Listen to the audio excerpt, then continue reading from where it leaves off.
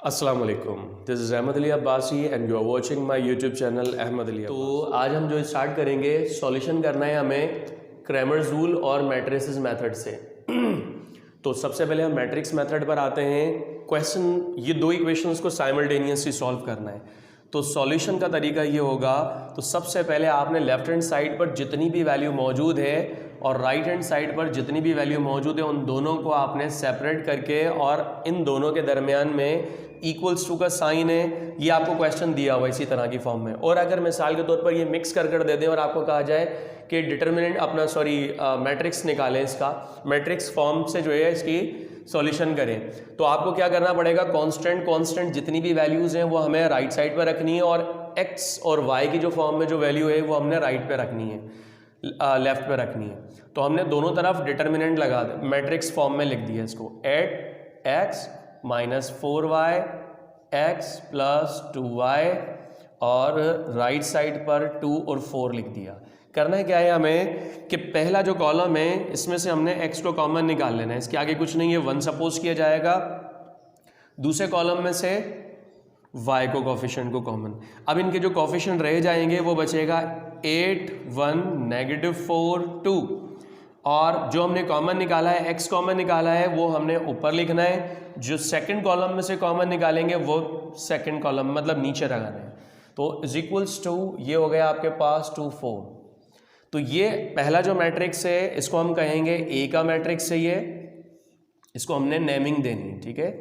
तो अब आपने पहले को मैंने क्या नाम दे दिया है, ए का। जो दूसरा मैट्रिक्स है उसको नाम दे दिया हमने बी का, सॉरी एक्स का मैट्रिक्स नाम दिया, और लास्ट में जो बचा है वो हमने लास्ट वाले नंबर को बी सपोज कर लिया। तो ए मैट्रिक्स पहले को, दूसरे जो एक्स और वाई है वो हमने एक्स सपोज कर दिया और लास्ट वाले को हमने बी सपोज किया। तो अगर हम इसके सीक्वेंस के मुताबिक देखते हैं तो एक इक्वेशन तैयार हो सकती है, A X is equals to B. अब हमें मालूम क्या करना है, इन्होंने कहा सॉल्व करें, और जब भी सॉल्यूशन की बात होगी तो उसके अंदर जिस इक्वेशन की बात की जा रही है तो उसमें एक्स और वाई की वैल्यू निकालनी है। एक्स और वाई की वैल्यू कैसे निकलेगी, आसान तरीका ये भी देखें जरा। तो अब हमें एक्स एक मैट्रिक्स है वो मालूम करना है, तो यहां पर इसको मैं थोड़ा सा रीअरेंज कर देता हूं, तो ये ए इनवर्स बी हो जाएगा। कैसे, यहां पर ये मल्टीप्लीकेशन फॉर्म में था, वहां जाकर डिवीजन, और इसका मतलब हम ऐसे भी लिख सकते हैं डिवीजन को। तो अब हमने क्या करना है, एक्स का मैट्रिक्स निकालने के लिए ये क्वेश्चन करना है, ये क्वेश्चन मालूम करना है। एक्स मालूम करने के लिए हमें क्या करना होगा, ए का इनवर्स निकालना है और बी का inverse, sorry B, A inverse को हमने मल्टीप्लाई करना है बी के साथ। तो क्या हो जाएगा हमारे पास, तो सबसे पहले हमें ए इनवर्स निकालना है। ए इनवर्स निकालने के लिए फॉर्मूला है A inverse is equals to 1/a का determinant into 8 joint of A. तो अब हमें ए का इनवर्स निकालने के लिए पहले आपको उसका डिटर्मिनेंट और उसके बाद उसका 8 जॉइंट निकालना जरूरी है। तो ये दोनों आपको मालूम होंगे तो इनवर्स निकाल सकते हैं। तो सबसे पहले हम ए मैट्रिक्स उठाते हैं, उसका हम डिटर्मिनेंट निकाल लेते हैं। तो ए का मैट्रिक्स कौन सा है हमारे पास, 8 1 -4 2।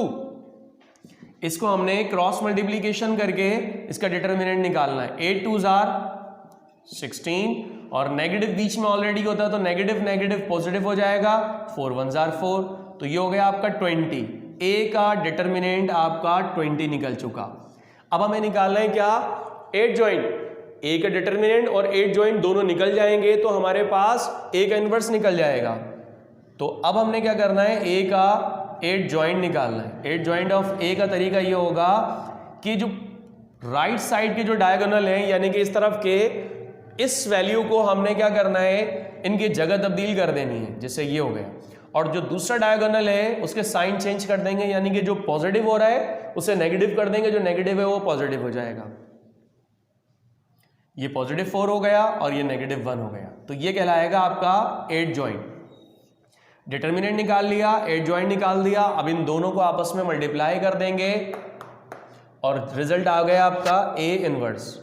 ए इनवर्स के लिए 1/a का डिटर्मिनेंट। अच्छा, ए का डिटर्मिनेंट हमारे पास क्या है, पहले वो रख देंगे 20, फाइन। इसी तरह से इसका डिटर्मिनेंट के साथ एड जॉइंट भी लगा दिया। 1/20 को तमाम के साथ मल्टीप्लाई कर देंगे इनके। तो अभी इसको मल्टीप्लाई करने से बेहतर है कि इसको यहीं रहने दें। तो ए का इन्वर्स ये पूरी वैल्यू निकल गई। उसके बाद हमने क्या करना है कि बी के मैट्रिक्स के साथ ए इन्वर्स को बी के मैट्रिक्स के साथ मल्टीप्लाई करने पर आप रिजल्ट आ जाएगा आपका एक्स। तो हमने इसको उठाकर पुट कर देना है इक्वेशन नंबर 1 में। इसको हमने नाम देना है इक्वेशन नंबर 1। तो x is equals to A inverse क्या है हमारे पास, ए इनवर्स निकला 1/20 और 2 4 -1 और ये पूरी वैल्यू ए इनवर्स है। और b का मैट्रिक्स कौन सा है, b का मैट्रिक्स के साथ मल्टीप्लाई करेंगे 2 और 4 के साथ, ये आपके b का मैट्रिक्स है।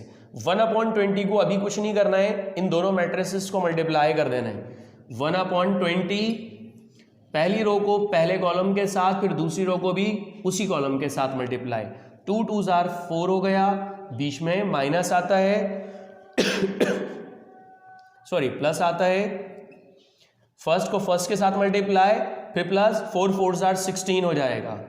फाइन, दूसरा कॉलम नहीं है तो हमने यहीं पर आके इसको वाइंड अप कर देना है। तो अब 1 2 1s are 2 हो जाएगा और बीच में प्लस आ जाएगा, 8 4s are 32। तो ये हमारे पास जो वैल्यू निकली है ये हमारे पास जो वैल्यू निकली है, इसको हमने क्या करना है, इसको सिंप्लीफाई कर देना है। x is equals to 1/20 as it is रहेगा और उसके बाद आपने इनको प्लस कर देना है। ये हो जाएंगे 20 और 32 में से 2 माइनस कर देंगे तो ये बच जाएगा 30।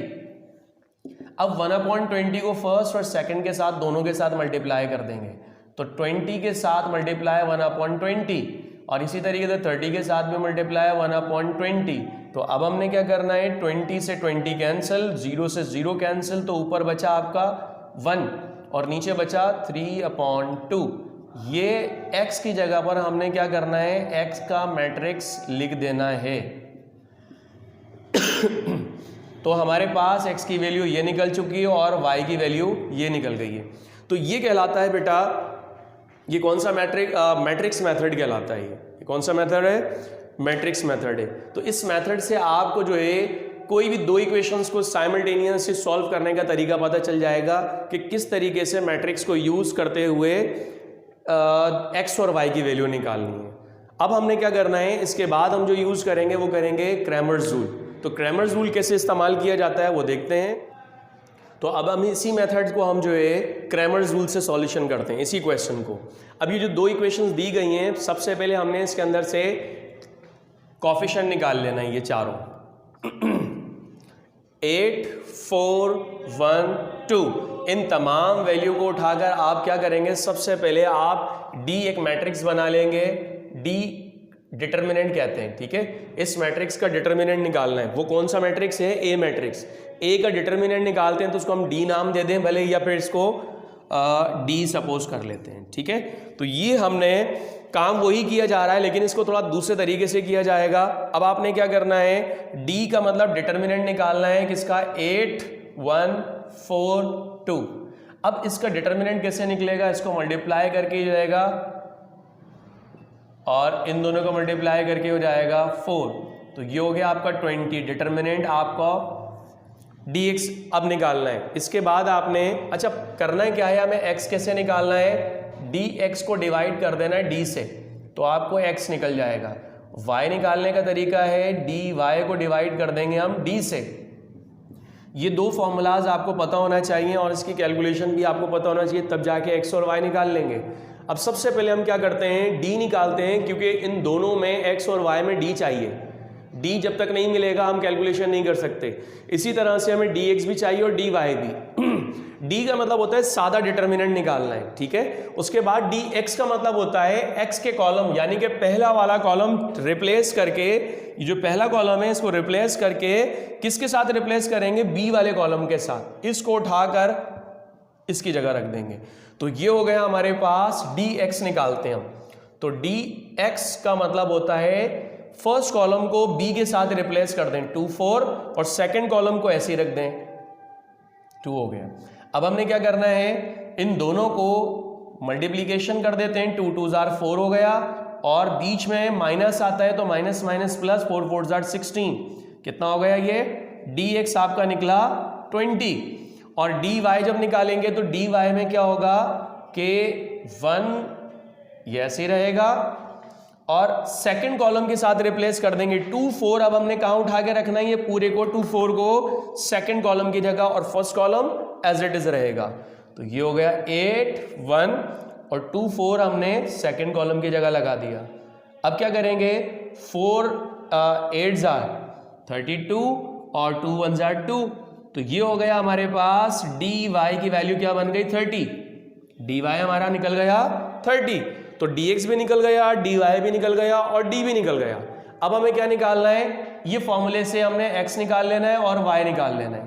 तो x निकालने का तरीका होगा dx को ऊपर रखेंगे और अपॉन d।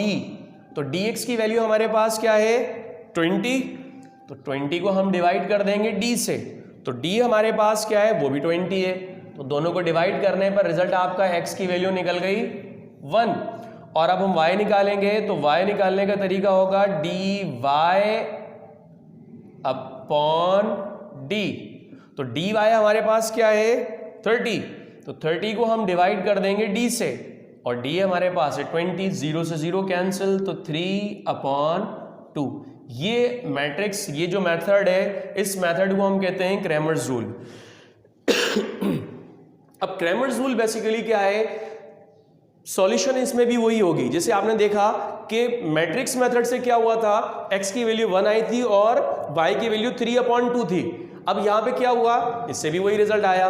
तो क्या है, मेथड का सिर्फ फर्क है इसमें कि कोई भी दो इक्वेशंस को साइमल्टेनियसली सॉल्व करना है, मैट्रिक्स मेथड से एक अलग तरीके से सॉल्यूशन होता है और क्रैमर्स रूल से एक अलग अलग तरीके से, उसके फॉर्मूलाज, उसका वे ऑफ मींस सॉल्यूशन का, तो वो सब चेंज है।